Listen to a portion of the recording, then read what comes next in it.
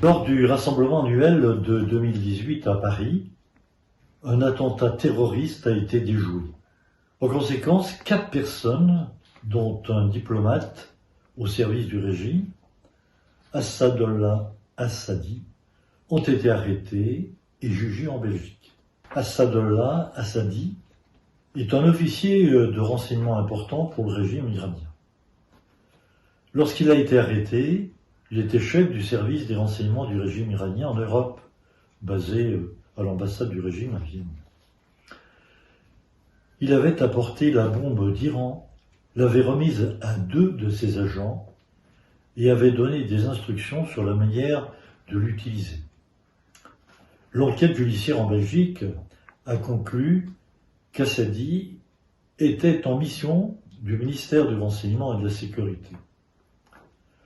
Le ministère des Affaires étrangères a assuré la logistique de l'opération. Avant d'être transféré à l'ambassade iranienne à Vienne, il était en poste en Irak et très probablement impliqué dans des attentats contre l'OMPI et les soldats américains. Le projet d'attentat stoppé in extremis à Villepin, qui pourrait être l'incident terroriste le plus meurtrier en Europe, était supervisé par Assadi, qui a bénéficié, disons-le, des facilités diplomatiques pour transporter les explosifs de Téhéran en Europe.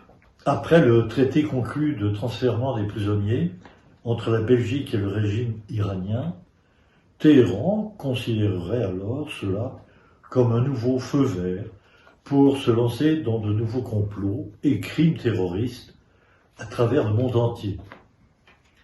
Si la communauté internationale entend mettre un terme au terrorisme mondial, elle doit adopter une politique forte face au banquier central du terrorisme international, la théocratie au pouvoir en Iran.